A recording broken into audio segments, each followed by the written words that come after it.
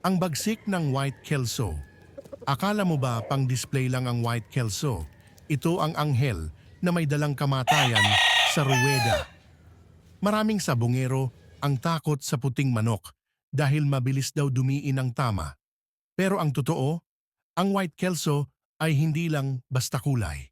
Ito ay purong talino at diskarte.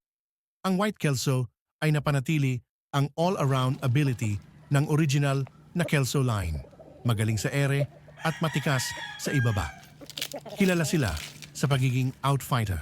Hindi sila basta sumusugod, kundi nag-aabang ng pagkakataon para sa isang malinis na palo. Napakataas ng kanilang cutting ability at madalas silang magpakita ng breaking ability o ang galing sa pag-iwas habang bumibitaw ng kontra.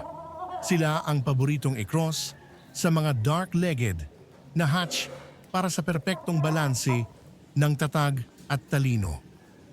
Swerte ba para sa'yo ang puting manok? I-comment ang iyong White Kelso story at mag-subscribe para sa iba pang bloodline tips.